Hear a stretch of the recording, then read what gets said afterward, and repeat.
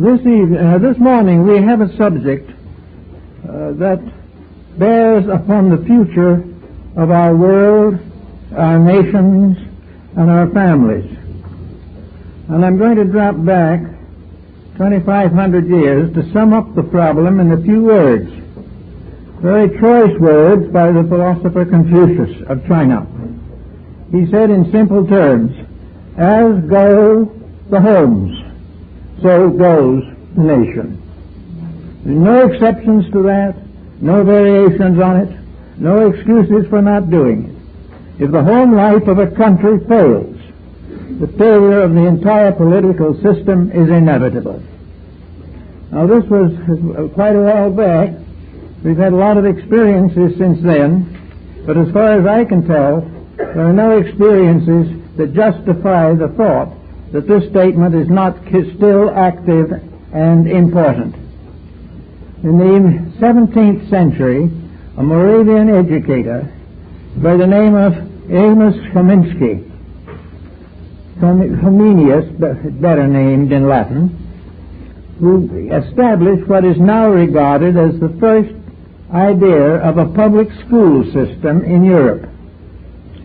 He realized that education was necessary not only for the maintenance of governments, but for the encouragement and advancement of peoples. And he suggested a very important point. Where does education begin?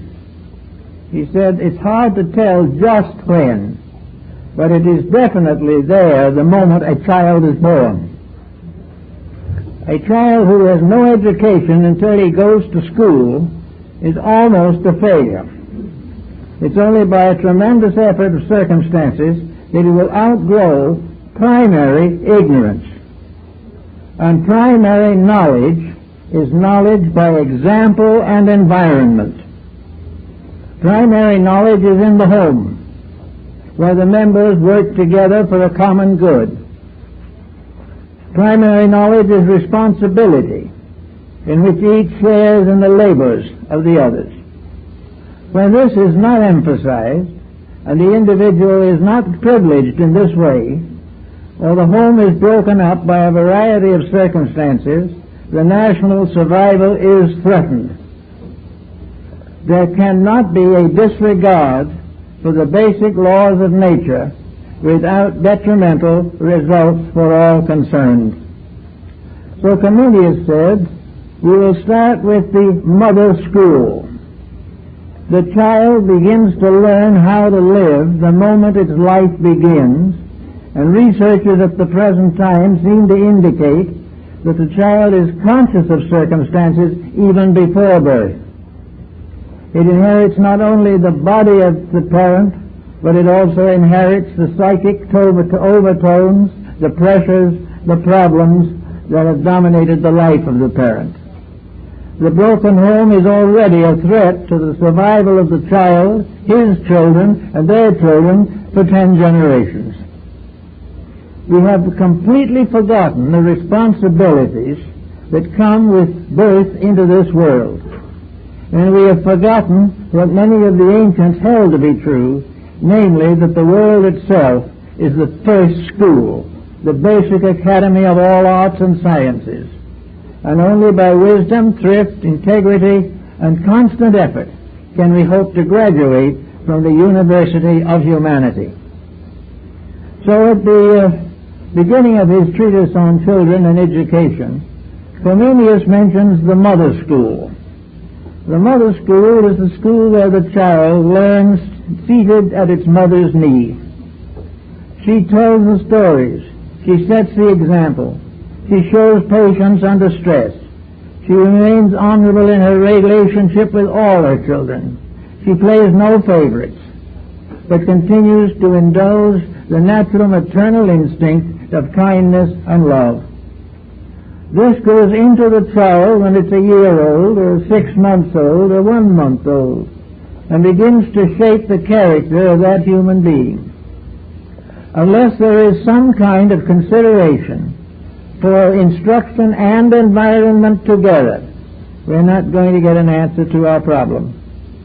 In just a little over 12 years, we are going to come into the next generation, the next century. We're going to carry into the future the products of today. And it probably would be very well to realize that we've been given 12 more years in which to straighten out some of the problems that we face today. This is without question the most difficult generation that has been recorded in history. And this difficulty is not innate, is not inevitable, and is not predestined. It is the result of a series of mistakes, a series of failures to adjust to facts. And one of the most important source of this information that we need is education. Education must be by both instruction and actual doing of the thing. It must be by education and by reliance upon the various facts of life. It must be learned from books, but also learned by doing. Being part of a constructive commonwealth ensures the development of the child. At the mother's knee, the child also learns the primitive principles of religion. Today we are beginning to realize, particularly in communized countries, that the lack of religious intention and instruction may be considered a basic cause for the collapse of a vast political structure. We cannot have any fulfillment of world conditions unless in the heart of himself each individual recognizes universal integrity, universal right, and knows that there's a plan in this world which man cannot break without punishment. You do not name a theology, you do not have to attend a particular church, but if you do not believe that a principle of integrity at the base of life, you're in serious trouble. Now, Comenius started with this idea of the mother's school, the school in which the child simply learned. He learned its ABCs, he learned to talk from the members of the family. It learned the very basic principles of courtesy and thoughtfulness and kindness and patience. It also learned to cooperate with the members in their tasks and to realize from the beginning that life was not just fun. It was doing what needed to be done and enjoy doing it. The family was not always just fun, but the family was worth more than any possible pain it could cause, because it was the source of the final, ultimate security and integrity of all of its members. When the family began to fail, the world began to drift into a very desperate circumstance. Now, the next thing that came into consideration with Comenius was how to set up a curriculum. How should children go to school? Well, if they have been properly brought up at home up to the 7th or 8th year, they have very little likelihood of being ruined by schooling. They may not be completely educated by it, but if they can go to school without joining corruption on the campus, if they can go to school and learn the best they can and be sincerely interested in what they are learning, they will gain a certain amount, presuming that the temperament, disposition, and integrity is already settled in them. From the family they have brought the knowledge of right and wrong. They have brought the knowledge of the things that can be done safely in a safe community and the things that cannot be done safely. So the child already has a moral code with which to test the education that he receives. And if he began to use this moral code, it would make a great difference in his educational convictions. Now, at the present time, of course, he is required to follow through a certain system of schooling. Very largely, this schooling is resented. Very largely, it is not providing the child with what it needs to know. It is not necessarily sufficient to teach a child reading, writing, and arithmetic. These things help, of course. But it is not necessary to do this without pointing out the proper use of reading, writing, and arithmetic. Today, the reading public is completely demoralized. Nobody knows what to read except when somebody else refers to it as important. So the paper pope in the United States and other European countries is prodigious. We are pounding into paper pulp thousands and millions of copies of books that just could not sell. Therefore, reading is a discriminating art. The individual reads what is important. He reads what is necessary to give him a better enlightenment and a better basis for personal action. Writing is also very important because he must put down his own thoughts. Writing is important in letter writing, in contracts which he has to read and sign. Writing comes all the way through life with one thing or another. But writing also is governed by the laws of integrity. Today we are suffering from writing that lacks integrity completely. We are being drenched with literature that destroys or debases us. We are writing books that should never be published, and we are attending pictures which are based upon books that should never have been made. We have completely forgotten the integrities of these things, so that writing is now just a matter of learning how to scribble what you want to think or you do think, whether it is important or not. Arithmetic is very important to everyone. It was one of the sacred sciences of antiquity. But it was a science by means of which the human being could discover the source of himself, the great symbolism of the universe, astronomy, astrology, all of the great arts of medicine, all depend upon a degree of arithmetic. So arithmetic can be very valuable. It can become a science in itself. It opens the doors of many fields of learning, but all we use it for is to add up profit and loss. It never occurs to us that it is for any purpose except merchandising, adding up, looking whether the taxes are correct or something of this nature. The whole history of mathematics, the fascination of it, as revealed in the writings of Pythagoras, we have completely ignored. So we keep along using only the surface of knowledge, very carefully refraining from becoming aware of the depths of values and realities that are beneath the surface.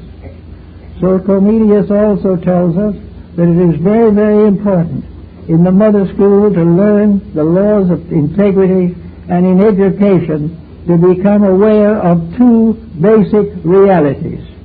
One is the importance of the descent of history as it is built up. History showing exactly what happens to people when they do exactly what they actually do.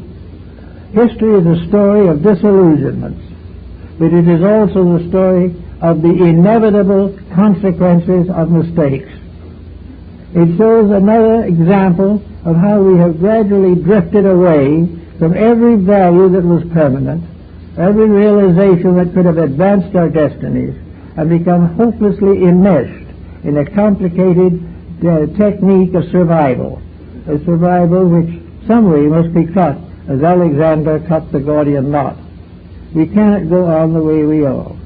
Every form of learning is only important if it helps us to understand universal truths. Lord Bacon, in his Advancement of Learning and in the Novum Organum, clearly points out that the new organ of learning is the ability of the individual to interpret from things that happen the meaning of those things, the causes of them, and their inevitable results. He could estimate scientifically what would happen to a broken home, but science today is not too much interested in it. It is mostly considered a social problem. We cannot consider anything social as long as it is dependent upon a universal law for the fulfillment of itself. That which is ordained by natural law cannot be denied by man, regardless of his optimism on the subject. So Comenius also went on to point out the great importance of learning from what is obviously true. He tells us that we can study the history of all mankind by studying one family, that we can study the entire history of the world by studying the reign of one king or one ruler. We can find out what happens always if we are willing to look. We know what brought nations down We know what built them up. We know that most of them were founded by militarists and buried by philosophers. We know that all of these truths are available. We can tell now very easily the story of Caesar. We know what happened to Napoleon. We are quite aware of when Genghis Khan was tied to the back of his horse after death so his followers would not know that he is dead. We know all these things. We realize what wars have done, what has caused them, and how they have destroyed the labors of ages. And still, with all this knowledge available, we make exactly the same mistakes and do nothing to change the situation. We have a feeling, which seemingly is quite widespread, that we can buy freedom from the consequences of conduct, that we can find some way of escaping the natural destiny of causes by some financial advantage. If we can buy someone's goodwill, we can go forward with it. If we lose this goodwill, we lose the job. So nothing remains of the integrity, only of what we have to do in order to maintain what we regard as the proper level of civilization. Another interesting point I think to make is that a materialistic culture, as both Confucius and Comenius pointed out, is bound to fail. There is no possibility of maintaining it, because no one can behave whose ideals are not higher than those of daily profit and loss. We cannot hope to create an educated world while education is pointed only at the accumulation of wealth. We go to university because we want a better kind of job. We think that with a proper alphabet after our names, that we're entitled to a high place in the economic structure. Sometimes we are, more often we are not. But in any event, we believe in education as providing us for advancement in the professions. I know at least 3 persons who have been in school now for over 30 years. They have not only taken the basic school, but they have also gone through the university. Then they have taken postgraduate courses. Then they have taken postgraduate courses on the postgraduate courses. And one of them ended up as a carpenter. Another one is still taking courses and will probably do so as long as he lives. He has learned all these things, but he has never had the time to do anything with any of it. Well, this is probably an exceptional case. But the fact remains, and it is very evident, that we are not able to make the situation vital because of our own attitudes on education. Education is vitally important, but it must be based upon a basic idealism. It must be based upon the fact that there are rules and laws in life that human beings cannot break. And also, with all probabilities, those that are above the human level do not break these laws either. There are laws that are immutable, and these laws should be understood. We do a research project to try to find out whether there's any life on Mars, but we don't do any research projects to find out what universal law requires of us. We do not gain from all this knowledge a proper code of life. We do not have a proper understanding, generally acceptable, that the laws of mysticism or spiritual living are just as exact as the laws of physics. Wherever a law is a law, the human being must keep it or break it. If he keeps it, he gains from it. If he breaks from it, he punishes himself. Now, this kind of thinking is basic to people who have studied almost any field of learning. There is no possible way in which a learning process can condone a false standard of conduct. Always the condoning ends in tragedy. So to go back to the Comenius concept, which is pretty good, I think, and was carried on down through the 17th and 18th centuries, we have to have a system of education that prevents the individual from breaking the laws of his relationship with life, with nature, and with whatever that divine plan may be that is immutable in the heavens and immutable upon the earth. These rules must be understood. Virtue, in the last analysis, is obedience to the law that governs life. The virtuous individual is not the smug one, but the law keeper, the individual who is dedicated to protecting value wherever it may be. There is no question in the world that in this particular period between now and the end of the present century, we have a great deal of house cleaning that must be done. We must change a great many of our attitudes on life and on living and on profession and on arts and sciences and music and theater and drama. We find ourselves in a field of constant exploitation. Now, exploitation has so little value that it is hardly worth considering. But somehow, when we take away from the individual the concept of personal immortality, or destroy his belief in a divine power, when we do these things to him, we turn him over to a negative situation which he cannot carry with dignity. We turn him over to a complete frustration. And out of this frustration comes the natural result of materialism. If he has been taught materialism long enough and carefully enough, he is going to become what you might call a child or a person given to fun. He's going to make a game out of life. It may be a financial game, a professional game, a game in sports or something, but life will become some kind of a game. The reason why he takes it this way is because he assumes that he has no future. If he assumes that when he lies down in the grave, this is the end of him forever, then there seems to be no reason to cultivate anything except to do what you want to. But this has two shortcomings. He is not alone in this world. There are 6 billion of us here now, and when each individual does just what he wants to do, chaos is upon us in all its forms. Actually, almost everything that we do is a violation of common sense, a violation of the integrities of living. We store up enormous fortunes in order to get a little adulation, and we cannot take 1 cent of it out of this life. We come into this life with nothing but ourselves, and we leave with nothing but ourselves.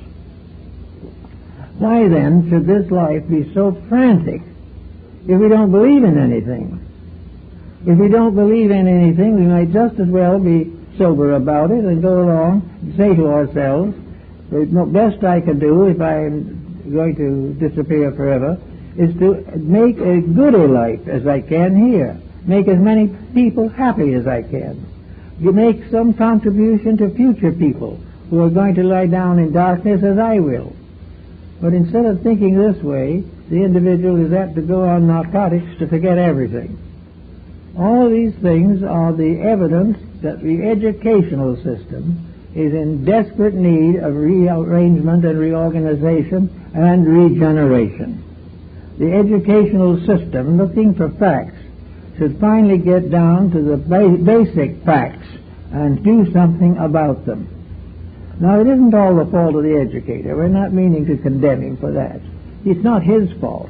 It is a combination of several different streams of tradition which are in conflict with each other and which prevent the victory of any integrity over the confusion of modern activity. We are in constant conflict between the levels of our thinking. When we think for a moment of art, the next moment we're thinking of our stock investments. We are mixed up in all kinds of attitudes and beliefs, many of which are a waste of time and many more a waste of money. And yet we follow all these things because we have been taught to. Education has been made an instrument of fitting into a society. It began perhaps in New England when the educational facilities were limited to the elite. Only certain persons were expected to be educated. And if they expected to be educated, they expected to sit in judgment over everybody else. They were just a little better than anybody else. They had no particular ability. Maybe they never did an honest day's work in their lives, but they were superior simply because they had this education to which they were entitled by heredity.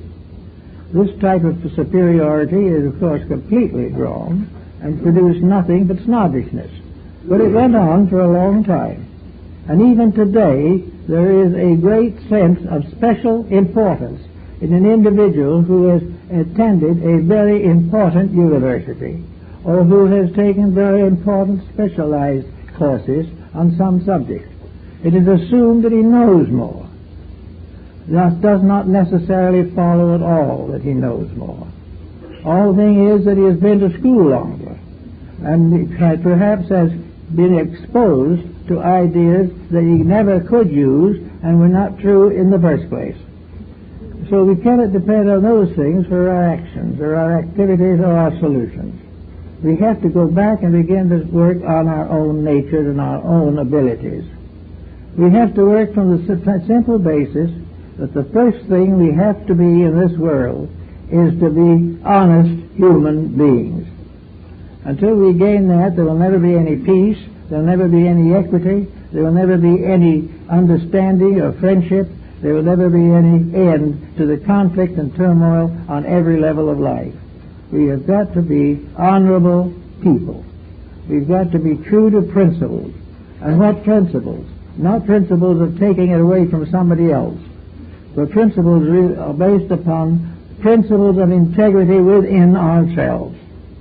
Each person, as he approaches this next century, should be prepared to face the importance of self-improvement, that he will do something to do better than he has ever done it before, that he will carry forward into the next generation young people who have been taught to love work, to rejoice in responsibility, and to do the work of the world graciously, cheerfully, and without expectations of special privileges.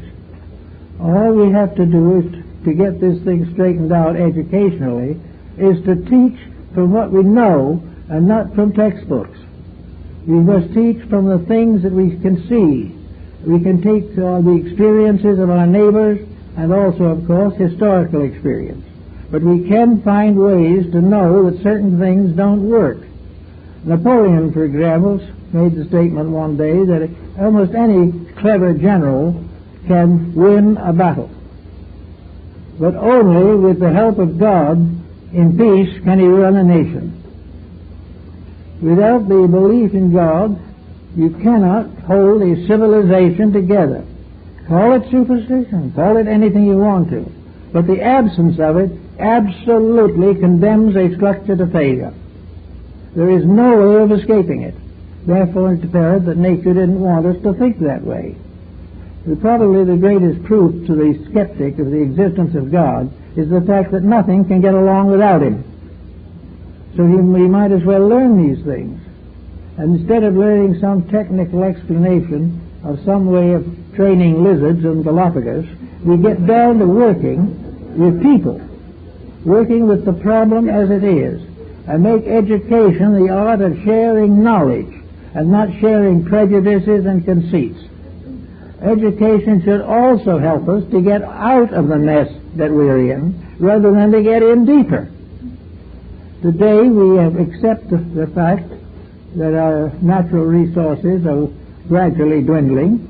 We respect the fact that our industrialism is destroying our climate, and that all kinds of things that we're doing, we're wearing out our natural resources, we're exhausting our petroleum supply, we're doing all kinds of unpleasant things with life, and we're still looking for a place to throw our garbage at somewhere away from here.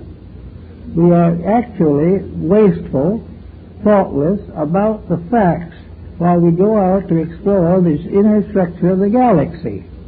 Well, that's very nice if someone has the time and leisure to do it. No one should say he shouldn't or couldn't. But there's a time for the best minds that we have in the world to get out of politics and into the facts of life. We are in a position where we have got to come back to basics. We have got to come back to the realization of what works. We have to realize that there's something more than a sham in the fact that the Confucius taught that every living person should live as though his ancestors were in the room with him, seeing how he did it, and his descendants in the same room to congratulate him or punish him for his mistakes. That we do not live alone at all. We live with the past and the future. And sometimes that past is only an hour away and that future 10 minutes ahead. All these things mean the universe must be put together into a pattern that we can live with and live by. If we cannot do this, it's going to be very, very hard to get into the next century successfully. But supposing we make a very definite effort this way, how can we get to the point where we can face the year that is coming up? Well, face the year that begins with the year 2000. This is the problem that we have to face now, and there are ways in which we can do it. And one of the ways is to clear up as much complex as we can while we're here now. It is thus better to carry as little trouble into the future as possible. The present trend is to throw all the trouble into the future, assuming that in good time and in space and in eternity all this garbage will disappear. There's no proof that it will not also disappear and take us with it, because we cannot continue in the present course. We cannot go on wasting resources, destroying our ozone levels, finding it impossible to get rid of our nuclear rubbish. We cannot do these things unless we do something about it. We cannot kill off all the wildlife without doing something to nature that we shouldn't. We cannot actually afford to live constantly and forever in the face of the very things that are causing us the most trouble.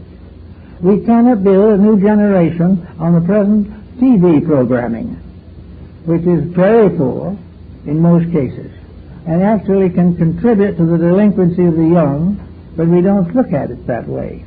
The thing that is important is these great corporations show a profit. But the fact of the matter is, most of them show a debit, but we don't see it. The debit being the deterioration of society. We have to do a lot of things to clean up our world if we wish to hand it on to somebody else. I know an old lady who always liked to rent a flat that she had upstairs. It was her principal source of income. And of course when people moved out, they generally left it either dirty or disordered. But see, before she rented it again, she thoroughly cleaned it and made it just as neat and immaculate as possible. Before we go into the 21st century, we've got to clean house. We've got to make sure that that is not going to be a century in which the rocks that we have tossed up in the air come down and hit us on the head. There is no way of escaping the facts of life. As ye sow, so shall ye reap. And we have been told also that as the twig is bent, so the tree is inclined. I'll tell you, the 20th century has certainly inclined this tree. We have more problems, more difficulties, and more abuses of power than the rest of history put together.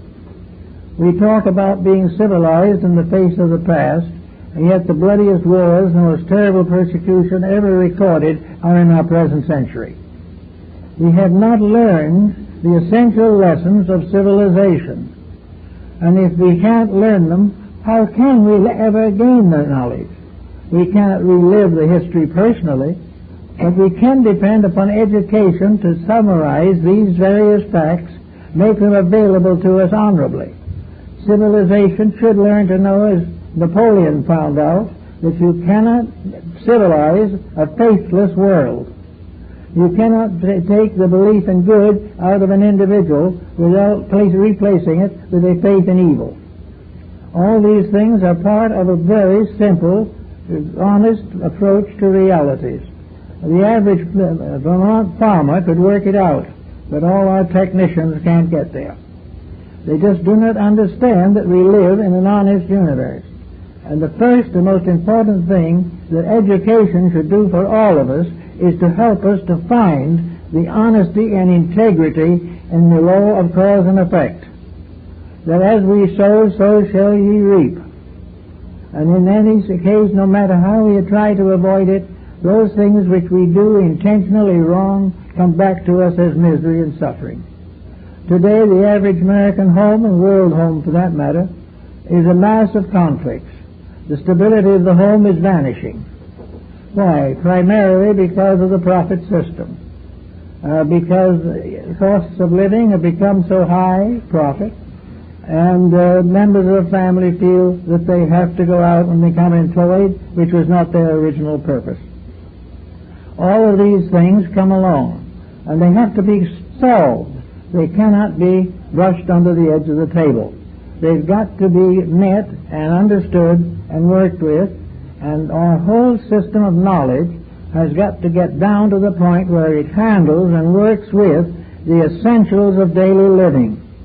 It's wonderful to think we might put around Jupiter sometime. That's very interesting and very thrilling.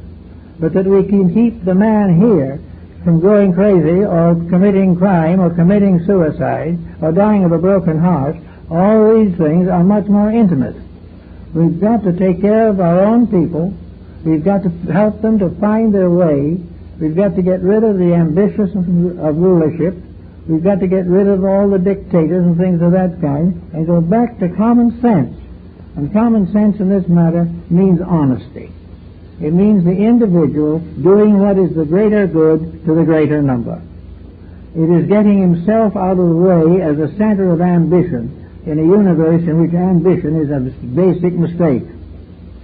So we have everywhere we go and everywhere we turn the obvious evidence that our education needs redoing. We do have the understanding that young people coming out of our high schools may already be on narcotics. What has the school done to prevent this? What has the family done to prevent it? The family probably doesn't talk about it because it doesn't want to. The school does not bring up much of this work. A little bit now is coming in to help us out. But the great problems of this kind are not the problems that are brought head-on to the life of young people. It's beginning, and it's because it is beginning we have great hope for better things to come. It is now part of our life, but between now and the end of the century we've really got to get at it. We've got to put the power behind right. We've got to support everything that we can possibly support that goes in the right direction. But most of all, immediately, we must find out that we ourselves are going in the right direction. The things that we are doing must be the right things. Our attitudes towards each other must be right. Confucius again brought out that problem very well in one of his discussions, namely that the beginning of civilization is one family being civilized within itself. Then we have the brood family, which was the final unit in almost all civilizations. The family group was the basis of all international relations, all the vast outspread of cities, towns, and countries, all began with the brood clan, a family of one elder or 2 or 3 elders and a small little civilization of 30 or 40 people. These people had to learn to live together in a great world of wonders, dangers, and fears. It had to depend upon itself. It had to work for itself. It had to feed itself. And it had to create within itself a form of government by means of which it could survive. And this government was vested first in the elders, those who had the long living, who had been here a long time, and therefore were well acquainted with the mysteries of life. The second source of this instruction was the dead, the ancestor who had gone before, and who was contacted by the sachem, or the medicine priest, and received the information necessary to guide the people. Then, the third was the young person himself, learning at the feet of the old and the wise and the true. The Indians had no salaried instructors. The old ones were the true ones. Grandfather and great-grandfather, they knew the way. They knew the land. The young people lived in close contact with them. Then there was something else that I think we should do something with, but we don't know just what yet to do with it. but in almost all ancient civilizations, a child is not born a citizen. Now this is a very interesting point. Citizenship must be earned. It is not conferred by birth.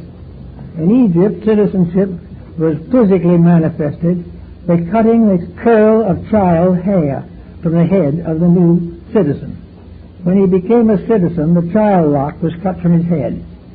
Up to that time, he had to go around with it. And to be a citizen, he had to prove something. He wasn't a citizen because he was born there. He wasn't a citizen because his family was rich. He wasn't a citizen for any of these reasons. He had to grow and prove his earned citizenship. He had certain labors he must perform, certain dangers he must face, certain decisions he must make. He had to give something of his life to the good of the rest of the group. He had to recognize that citizenship meant to assume his share of the responsibilities of all other members of the community. He was responsible for the happiness of those who were miserable, or the treating of those who were hungry. It was part of his life as a citizen to work for the common good first, last, and all the time. And the first thing that each citizen was expected to be willing to sacrifice for the common good was his own life. Now, after he had passed through these tests and so forth, which took quite a time, which had to prove physical bravery, mental thoughtfulness, emotional integrity, had to prove that he was capable of forgetting himself in the cause of something better, he was finally brought to a general meeting of the community. He was given the symbols of maturity and then became a citizen and was qualified to vote. But he had to prove that he was a dedicated individual to that community, or he could not gain citizenship. And after he gained it, woe to him if he broke his vows. Instead of being forgiven, he would probably be either executed or exiled for life. There was no fooling with citizenship. Citizenship was a gift of the people in approval of the conduct of an individual. No other possible way. Now, we probably might not want to follow the example of Lycurgus with his Spartan way of life, but he was of the opinion that no individual was worth anything who had never suffered for his principles. And he affirmed and assumed that most people suffered not for their principles, but for the lack of them.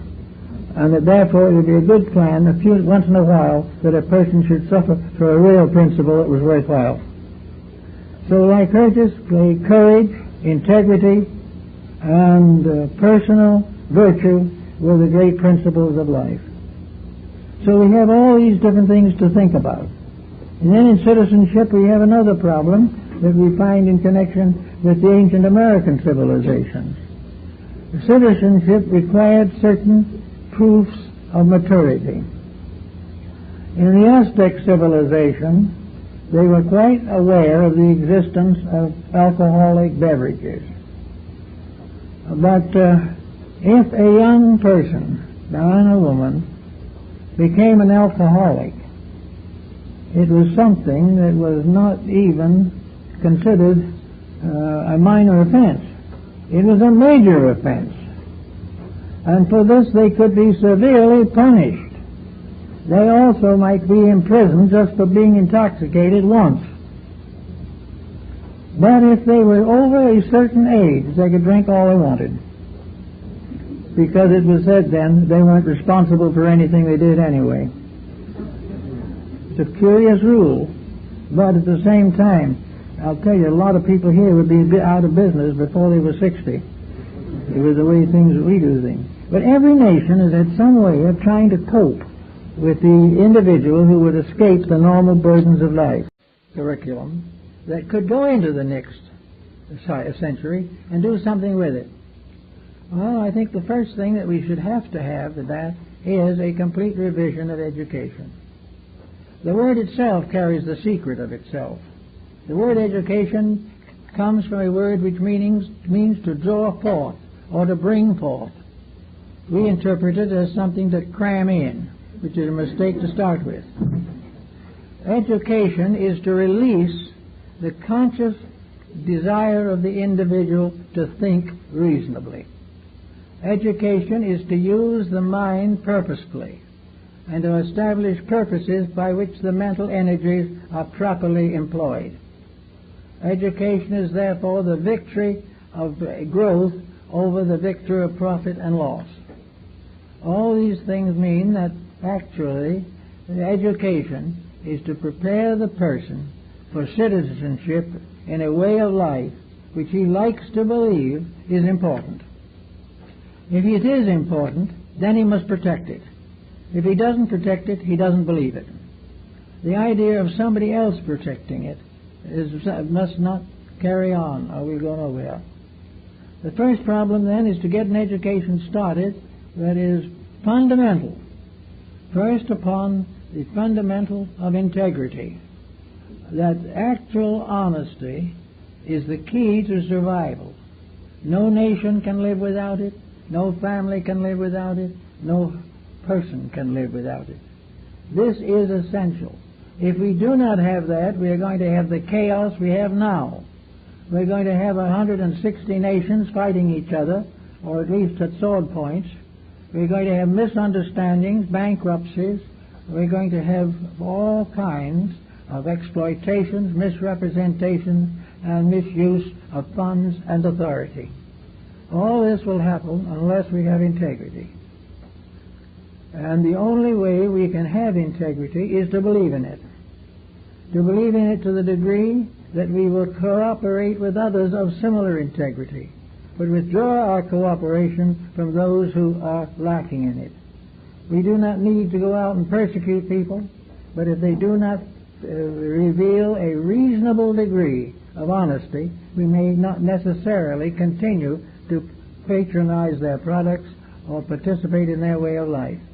The beginning then we have is an educational review that ends up with a golden rule, or the Ten Commandments, or the Sermon on the Mount, or the wisdom of Confucius, the teachings of Buddha, the mathematical genius of Pythagoras, the mysticism of Christ. We have these things. We don't even teach them except on rare occasions. We cannot get a word of them into the practical or popular learning. We can get nothing but sarcasm and sinecure. But the basis of the fact is that if we do this and continue with it, we will make another century of dissension. Now, if we try to go into the next century with the educational facilities of today, what's going to happen? We're going to find that we're going to run out of everything. We have to conserve just in order to survive. We cannot have many more cars, or we can't use them at all. And that wouldn't be much of an overstatement. We can't have many more cars because of the petroleum problem. We are gradually exhausting the resources of the planet. And many of these resources are irreplaceable. We can't replace them. The only real resource of importance that we can replace is wood. We can replace this, but for almost everything else, when it's gone, it's gone. And it will take thousands of years of actual austerity to restore even a fragment of it. So everything we have is running out from misuse, waste, and abuse. And no one seems to believe that this means that virtue means to conserve. It doesn't really do anything to tell us that there are new ways of building a life. Supposing we decided that we can't afford the luxury living that we have today, is this going to decimate us beyond all hope? Not really, because most people are sick and tired of what we do have, but do not do anything better. Actually, the simple life is a life in which the individual can release his own internal resources. He can learn to think. He can learn to be a friend. He can learn to study things that will advance his character. He can develop interest in arts and in all kinds of reading and in science. He can do all these things if he does them from a heart focus of integrity within himself. If he is willing to assume the realities of life, he can study anything he wants. But if his only interest in studying is to find something that he can make an extra dollar from, then the whole theory of education falls apart. We should simplify material life in order that the mind, the soul, and the upper and metaphysical parts of ourselves have a chance to express. We will find a wealth of value there that we have never even suspected that we had. We will find that we have been wasting ages on dross when we could have known the true gold of wisdom. We should also learn that true knowledge is not boresome, is not academically ponderous, and does not mean that we must live a stuffy and more or less cynical life. Knowledge in its truest sense is an open door to happiness. It is the way in which we can do everything that is right because it is right and be proud we've done it. Now we are ashamed to be right in many instances because it differs from the popular practical policies of the day. So it is very important for the individual to know that the whole thing rests with him. We can have new elections, we can elect different people, we may occasionally get a good one, but sometimes the law of averages will work out. But the mere fact of this does not mean much. The real fact lies in the probability that the time will come when the human being is self-governing. And when he is self-governing, then he doesn't need to worry about any of the other forms of government. He can have any form he wants as long as he handles it correctly. He can study any subject that he wants as long as he knows in his own heart that that substance is part, or that subject is part of a greater reality. In many cases in Oriental and Occidental learning, the idea of the guru teaching system has had strength. The Greeks had it very strongly, the Latins less, but some. The Germanic and Nordic tribes were very much involved in it, and of course it was all over Asia. That the guru system was the final system in which instruction was in the hands of persons dedicated to a religious life. This does not mean that this religious teacher, the guru, will do nothing but sing psalms or preach sermons. The guru was a person of mature learning. He was the ideal father or grandfather of a family. He may have not had any family of his own, but his world was his family. The guru taught anything that the individual needed to know, mathematics, or astronomy, or science, or legislation, or jurisprudence. All these things the guru could teach, and did. But he taught them in an environment of integrities. He taught them as great spiritual realities, part of a divine plan for the perfection of the creation. He had all the knowledge that we have, but he had something else, a deep, abiding faith. Faith in something that was immutable and immovable, which he had to obey, but which in the last analysis could be the subject of an unlimited affection. That which is the root of life is the most lovable thing that can exist, the reality itself. So the guru system taught these young people. It taught them to go out. They became householders. They raised families. And when they came to a certain age, they retired. And when they retired, they returned to the ashram. The teaching they received before they were 20 years old came back on them, or to them, in their 60s. And they returned to the holy life. And because of the fact that they had lived it between, learned it early, and had it in their older years, they died in peace with all living things. They were never bored by their age, because they were always in the presence of the divine. This system may not be practical for us, but it did a great deal to help these people to keep principles and to be willing to suffer for causes that were worthwhile. Another very important thing is that the average person in teaching is unable to discipline a child. We do not know how to make the child obedient without thrashing it or doing something that hurts it, and which in turn hurts us. The answer is very simple. We start with the child. We will start perhaps before the child is born, and we will have a happy little home. The mother and father love each other. They're not perfect, but affection dominates that little household. Then along comes the child, And long before that child is born, the love of those two parents is already working in the embryo. It is working in the magnetic and etheric field of that child. He's being educated already by the first education of all, the mother school of Comenius. And finally the child is born, and it is born into a home where it is happy, where its parents are glad to have it, where the conception is intentional, and that they are going to make this a major part of their lives. They're not going to shunt it off onto keepers and watchers and things of this nature. They're going to stay and take care of it, because it is there to do and to serve. And out of proper parenthood, this little thing grows up to kindergarten age, and then begins to contact the outer world. And there, to the average parent, is the most dangerous moment of life, because it doesn't know what's going to do. That suddenly the child is escaping.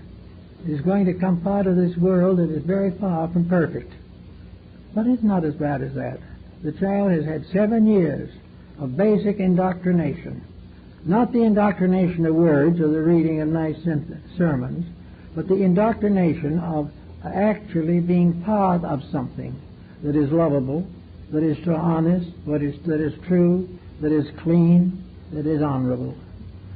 That child going into the school is not going to fall immediately for the corruptions of others who have not brought up that well. A little later, it's not going to say yes to the infiltration of drugs. It's not going to become an alcoholic. It's not going to do any of these things, because in the root of itself, it has experienced truth. It has experienced reality in the womb of the mother. And this it can never lose.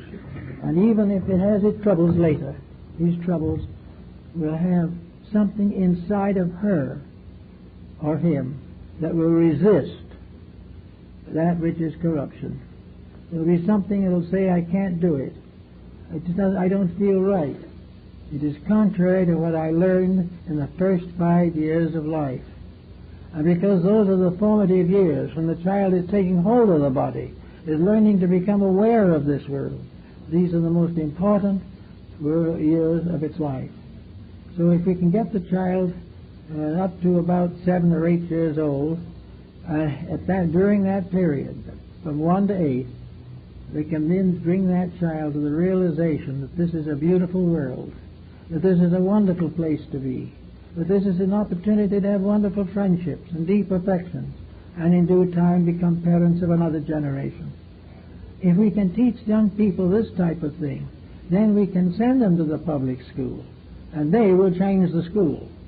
But if this same family divorces before the child is born, or shortly thereafter, or is nagging or fussing all the time, is competing in all activities, is ambitious for early advantagement, and so forth, the little thing has no foundation.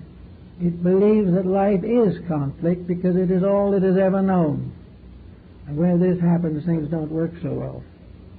So the beginning of the reformation of education is that the child shall receive it from its own parents, not in ABCs or 2, 4s, and 6s, but in the simple experience of life as a beautiful necessity in which it is important that we each keep our values, enrich our values, and stay clean regardless of the circumstances around us in life. If we can do this, we're going to have a good start for an educational policy. And I think it is coming. Each day now we hear more about these changes that must happen. We see more and more of the unfortunate consequences of neglecting integrities for the sake of profit. If there's any major improvement in the next century, it is that we will work for truth and for principles, and not solely for profits. Because profit is something that is just beyond the capacity of our planet. We cannot be a planet of continual profit for all concerned. It is not possible either that we should allow the part that doesn't profit to simply rot, or go into revolution after revolution in an effort to restore some kind of balance. All these things are foolish, unnecessary, and evidences of excessive egotism, of the unwillingness to face the realities of life. So we think that even now, we see in the paper, we read, we observe in television, occasional programs in which we know that people are trying. But most people are trying without knowing how to do it. They try to write in the name of the best candidate and all that type of thing, but they really do not know how to get at the substance of the needed changes. If any of these people have small children, there's the first place where the job should be done. Because one good child starting out in life can save an empire. And we do not know who is going to do it, but it has to be someone whose dedications are stronger than their ambitions. This is the way we have to face it. For out of this mysterious gate through which we all pass into life is this endless flood of souls coming into birth and rebirth, coming in to have their part in the forming of a new world. And the best thing we can do is, when they come in, is to give them the first lessons, the first grade in a profitable and proper way of living. And those first lessons will be of greater value to them throughout the life and to the future of the world than all the academic degrees they can possibly earn.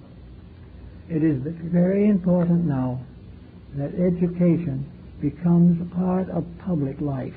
We as people must educate each other. The system of education cannot escape from the boundaries with which it has been limited. It is not all the fault of the educator. It is the fault of those who do not want education. All they want is a course in profit making. They do not want to become wise, they want to become rich. They do not want to become the sincere servants of a good cause. They want to be distinguished citizens, notable for their philanthropies, and many of their philanthropies include supporting the colleges. It is all a kind of twisted pattern that is wrong. We can't break all these rules, but we can make sure that we do not break them in the most fundamental of all rules, to get new lives started right on this planet. That instead of trying to take care of a lot of things we can't do much about anyway, that we should try to take care of these important and desperately necessary things that face us today. It seems, therefore, that if we work together, we're going to have a new kind of education, an education that is going to put idealism first, which is going to prove that divine things are stronger and more real than material things. We're going to find the necessity of a kind of worship in which integrities become associated with our daily life. We may not know where honesty comes from or why we need it, but if we study history, we know we have to have it. And these things will gradually clear themselves up if we rewrite a lot of curricula and get a new point of view on some of these essential purposes of life. I think that we can safely say that the mother school has to come back, and maybe father will be the athletic teacher in the school, and some of the other children will be in the higher grades, and some will be in the lower grades, and some will be taken care of by the children in the higher grades. All that is wonderful. It is part of life. And if these people in those formative years are happy and love each other and work together for each other and realize that happiness for one means happiness for all, and that there can be no happiness for one at the expense of the others, when these things become more or less apparent, we will, for the first time in the history of the world, be practical. We are told that we must be practical.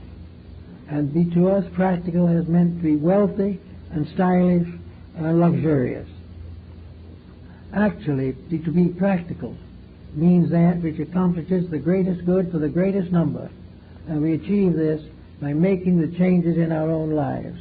More better homes in our world will reduce wars and revolutions, destroy these various delinquencies, get rid of these fanatical dictators, and all these things which are part of a great materialistic tragedy, which we have permitted simply because we have had the thoughtfulness or the depth of understanding to realize that we have to grow sometimes through experience, that we have to suffer a little as we go along, but that this suffering, if it produces in the end a better world for all of us, is well worth what it costs.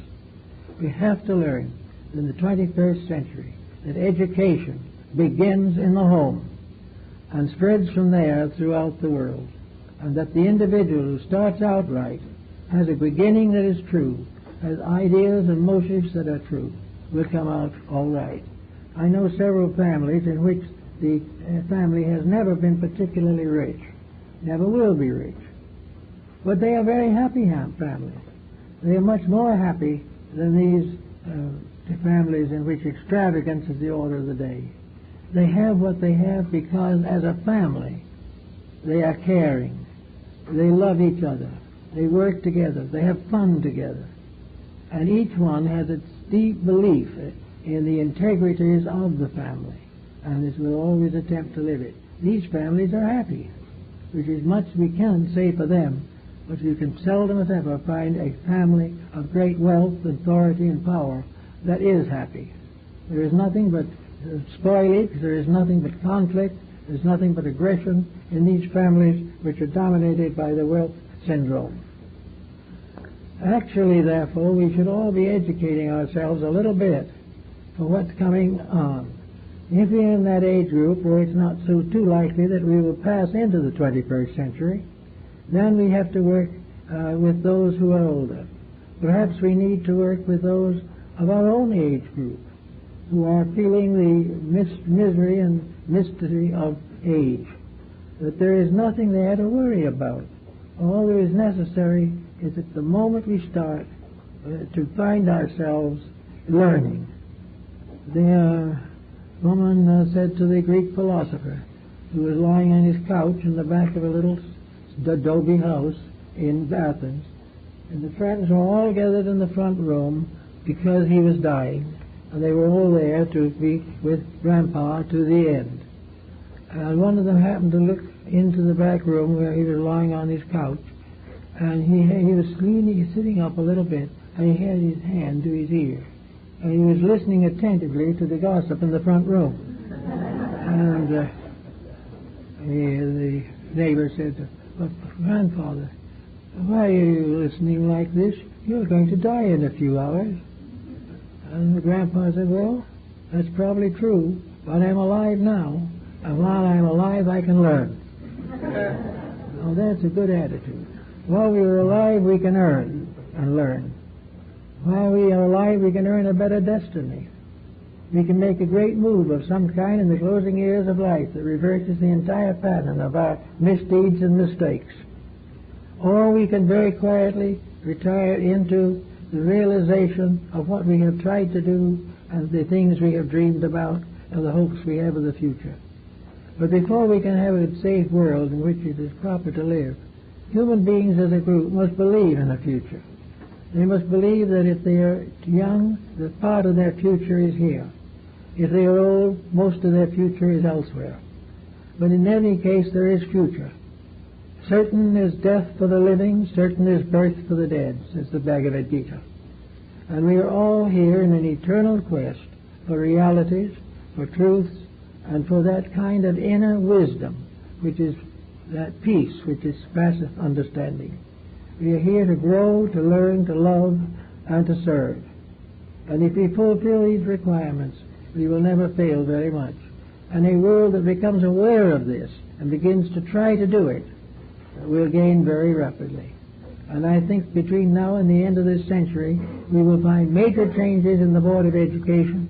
We will find new approach to the idea of teaching. We shall try to understand why a student graduating cum laude from the university is on narcotics at the same time. These things are presenting to us, as in the case of the marijuana, and cocaine, and heroin, alcohol. These are all presenting to us the fact that as individuals we have not been taught to be strong. We have not been taught to cling to what is right. We have not been taught to put the good of ourselves at the head of our list. We know these various bad habits were likely to kill us or destroy us so completely that we are helpless, but it never occurs to us still. This promise of a moment in which we feel 10 feet tall is the most important thing. If we die tomorrow, that is not so important. But this feeling of being 10 feet high has gotten into us. Actually, at this moment, the modern world feels 10 feet high. Everything is tremendous. There are little problems like world wars, but they'll pass. Everyone will be rich. Everyone will live his own life. No one will be responsible. The cities will take care of the children.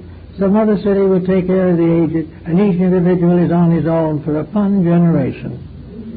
Now, this is what might be termed a high. This is the same thing as taking cocaine and feeling as though you rule the world.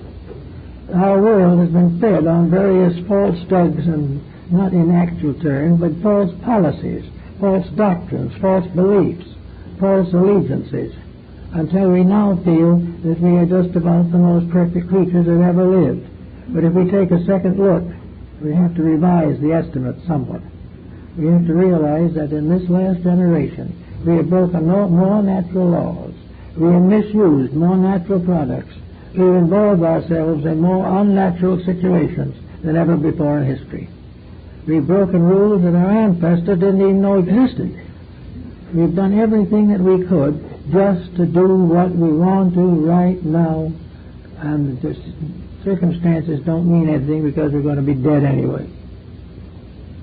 This thinking has got to go. And if it doesn't go any other way, it will go in great wars and atomic bombing. But it doesn't need to. And we are assured that if many fall because of their iniquities, the just person shall not be moved. We will not fall, individually or collectively, if we keep the rules, serve the truth, and do our daily chores as best we can. We will also have peace of mind, peace of soul, and because of doing it right, we have to have better health. And the individual will no longer drop dead with a heart attack at 49. All these things come as the result of changes in our way of life. Live straight and we'll live straight. Live straight and things will work right. Do all the things that we can to the best of our ability and pass on to our descendants a heritage of good examples. If we will do these things, we will not have much else to worry about. We can then go peacefully along in the day, enjoying the arts and crafts, partaking in all those things which are useful, but avoiding carefully any form of activity which is unnecessarily harmful to any other creature. Live harmlessly, as Gandhi said. Live as far as we can to help the world rather than to hurt it. Not out to slaughter animals, but to take care of them. Not out to slaughter human beings, but to save them. Not out simply to enslave, technically, even though we do not use the term, millions of human beings.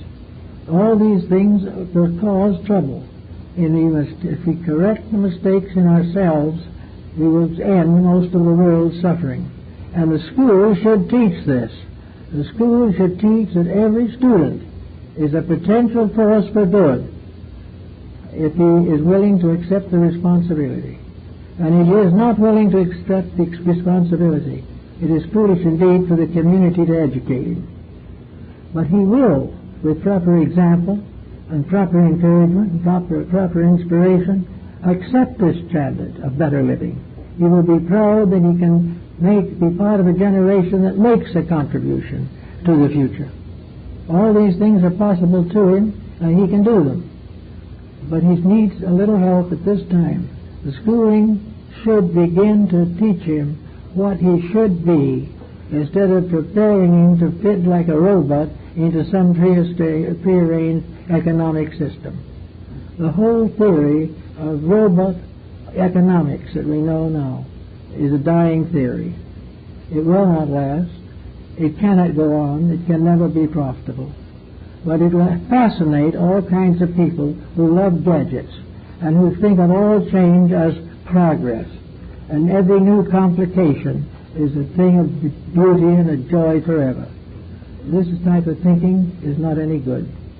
But if we work with it properly, and the schools will get back of getting to the truth of the matter, getting to the facts that we know are true, and which we can prove from 5,000 years of written history and 50 years of current miseries. All these things we can learn, understand, and take into consideration. If we can get together, we can become the members of a planet, and the earth itself will be the great schoolhouse. Here we will all be here as A.B.C.Danian students in the College of the Holy Spirit. That was what the Rosicrucians called it. We all are in school. It doesn't show from here much, but this is the Little Road Schoolhouse. And we're all in it. And it's time to graduate more students with honorable marks for having done it right. The time of playing hooky and being prudent and not doing the lesson and trying to escape the responsibilities, these times are passing, because the world simply cannot support the abuses which have been heaped upon it. The time has come for the regeneration of these things, a universal reformation of human relationships, with the emphasis upon a unity in the world family, and the recognition that we are all one group, and that this group depends upon its own inner structure for survival. And if we work together, we can survive, we can protect resources, we can do all kinds of good things. But if we keep on paying other people to do it for us, we're going to be in the same condition we're in now indefinitely. It's time for us to do our own thing and do it right.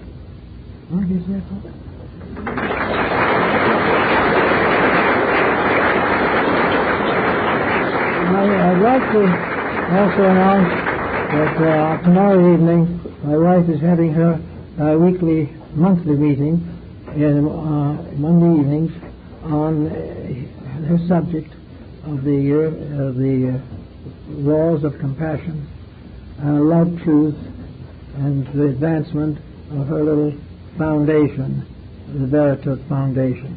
Well, she invites everyone who is interested in the study of the heart doctrine in daily life would be interested. They'd be welcome as guests here tomorrow evening. And thank you very much for being with us.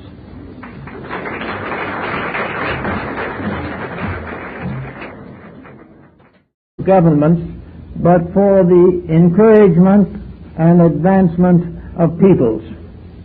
And he suggested a very important point. Where does education begin? He said it's hard to tell just when, but it is definitely there the moment a child is born. A child who has no education until he goes to school is almost a failure. It's only by a tremendous effort of circumstances that he will outgrow primary ignorance. And primary knowledge is knowledge by example and environment. Primary knowledge is in the home, where the members work together for a common good. Primary knowledge is responsibility, in which each shares in the labors of the others. When this is not emphasized, and the individual is not privileged in this way, or the home is broken up by a variety of circumstances, the national survival is threatened. There cannot be a disregard for the basic laws of nature without detrimental results for all concerned.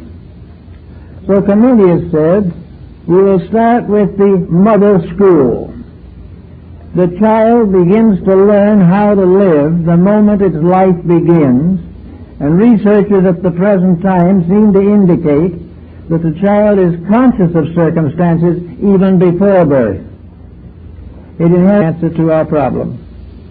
In just a little over 12 years, we are going to come into the next generation, the next century. We're going to carry into the future the products of today. And it probably would be very well to realize that we've been given 12 more years in which to straighten out some of the problems that we face today. This is without question the most difficult generation that has been recorded in history. And this difficulty is not innate, is not inevitable, and is not predestined. It is the result of a series of mistakes, a series of failures to adjust to facts. And one of the most important source of this information that we need is education.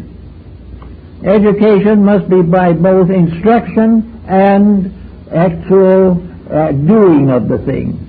It must be by education and by reliance upon the various facts of life. It must be learned from books, but also learned by doing.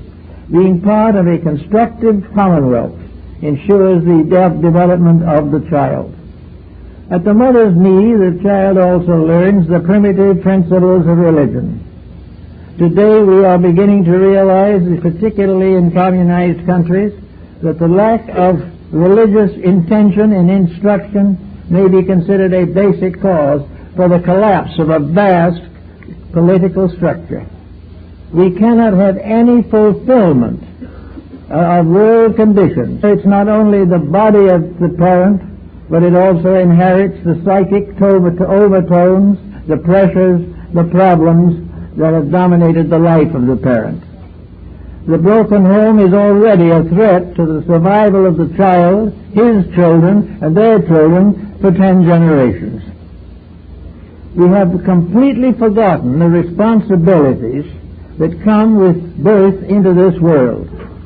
And we have forgotten what many of the ancients held to be true, namely that the world itself is the first school, the basic academy of all arts and sciences. And only by wisdom, thrift, integrity, and constant effort can we hope to graduate from the University of Humanity. So at the beginning of his treatise on children and education, Comenius mentions the mother school. The mother school is the school where the child learns seated at its mother's knee. She tells the stories. She sets the example. She shows patience under stress. She remains honorable in her relationship with all her children. She plays no favorites, but continues to indulge the natural maternal instinct of kindness and love. This goes into the child when it's a year old, or 6 months old, or 1 month old, and begins to shape the character of that human being. Unless there is some kind of consideration for instruction and environment together, we're not going to get an answer. Unless in the heart of himself each individual recognizes universal integrity, universal right, and knows that there's a plan in this world which man cannot break without punishment. You do not need a theology, you do not have to attend a particular church, but if you do not believe that a principle of integrity at the base of life, you're in serious trouble. Now, Comenius started with this idea of the mother's school, the school in which the child simply learned. He learned its ABCs. It learned to talk from the members of the family. It learned the very basic principles of courtesy and thoughtfulness and kindness and patience. It also learned to cooperate with the members in their tasks and to realize from the beginning that life was not just fun. It was doing what needed to be done and enjoy doing it. The family was not always just fun, but the family was worth more than any possible pain it could cause, because it was the source of the final, ultimate security and integrity of all of its members. When the family began to fail, the world began to drift into a very desperate circumstance. Now, the next thing that came into consideration with Comenius was how to set up a curriculum. How should children go to school? Well, if they have been properly brought up at home up to the 7th or 8th year, they have very little likelihood of being ruined.